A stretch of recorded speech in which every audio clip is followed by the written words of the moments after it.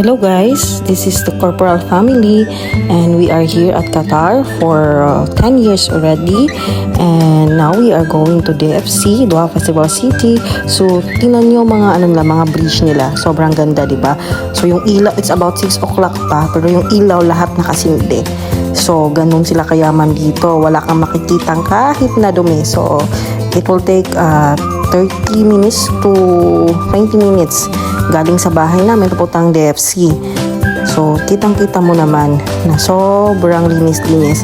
So walang mga vendors sa gilid kasi bawal, but you can see how rich they are, na sobrang lawak. So dito sa Qatar, kung sa right lane ka, right lane lang talaga siya yung mga car natin. So hindi siya yung talaga napakalawak ng ng highway nila dito, and it's really well planned ng Qatar. So makikita mo kung gaano kalinis ang paligid nila. So ayan, kitang-kita na natin ang Doha Festival City. So una makikita mo is yung Angry Birds. So it's an entertainment area. So brief lang po. Ito po yung unang project na ko dito sa Qatar. So dito ako na-assign sa DFC. So particularly, we're going up papuntang IKEA. So ang kadugtong ng Doha Festival City is ang IKEA. Tama ba pagka-pronounce? So that's it. Tapos nagutom kami, kumain kami muna. Kasi hindi naman kami bibili actually. Magtitingin-tingin lang talaga kami. Lakad-lakad lang, kain-kain, laro-laro. She's my daughter, Samantha. So she's playing.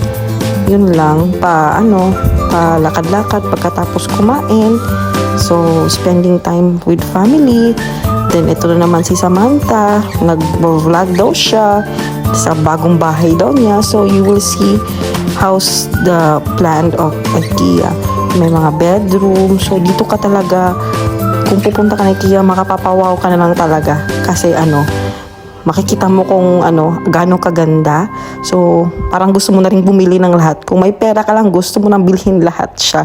So yan ang kitchen. So nag-room tour tayo, room touran para sabihin sa kanya yung bahay. So dito sa IKEA, mabibili mo mga plates, lahat, kahit basta may pera ka. Pero pag walang pera, wag ka nang umasa. Yun lang yun. So yan lang, tour sa kitchen. Na-explain ni Sam kung ano ang nandun, o bubukas ng ref, kala niya may laman.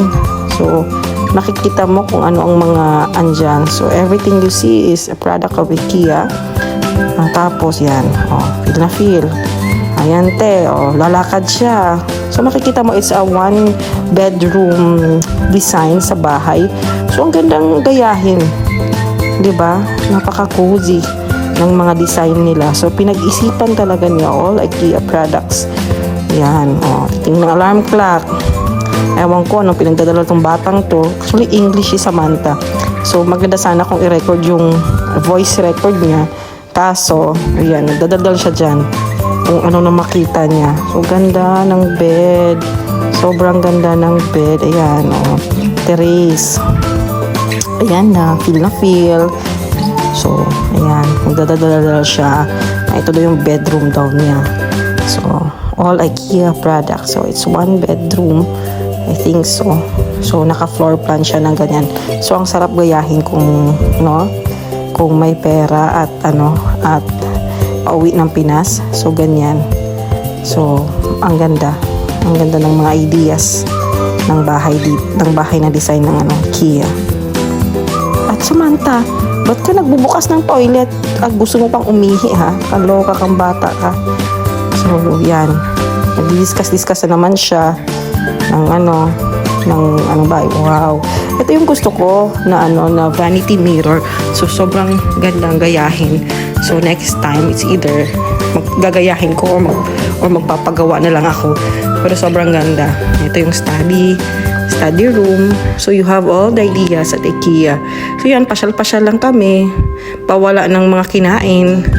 Kasi ang bibili na naman talaga namin is mga kitchen utensils lang. So naglakad-lakad lang kami kasi sayang yung yung paglabas mo .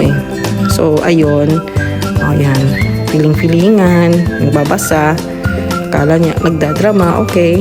Yan, nakatingin na naman. Ibabalik niya yan. Okay. good, Sam. Very good. Tapos, tingin-tingin siya. She is so amazed kasi sa mga andon sa IKEA. So, gusto rin niya magkaroon ng study room. Ayan. Feel the feel. Gustong-gusto niya. Maganda din ang English niya pero medyo ang ingay ko sa background niya. So, hindi magandang na yung voice talaga niya ang bigyan. Saya-saya. Eto rin. Yan. Super, super white. Ay, kung wala lang akong toddler, gusto ko ng white din na ganito. Pero kung may bata ka, wag na. Madudumihan lang. Sayang. So yan, tinesting yung bed kung gusto ba. Piling-pilingan. Matutulog yata to eh. Matutulog to si Sam. Yan, natulog. Hi, Samantha. Wake up, girl. Wake up. You're not allowed to sleep, girl. Yan, tuwang-tuwa mga bata. So, maganda actually yung mga beds nila din. So, ayan. One bedroom din to na design. Super ganda. It's white. This is Astrid. Reaction sa lion. Yan. Nakasmile lang siya. So, yan ang actually binili namin. Yung stuffed toy at lagyan ng tubigan ni Astrid. Yan. Yan lang. So, thank you for watching. Have a nice day. Bye-bye.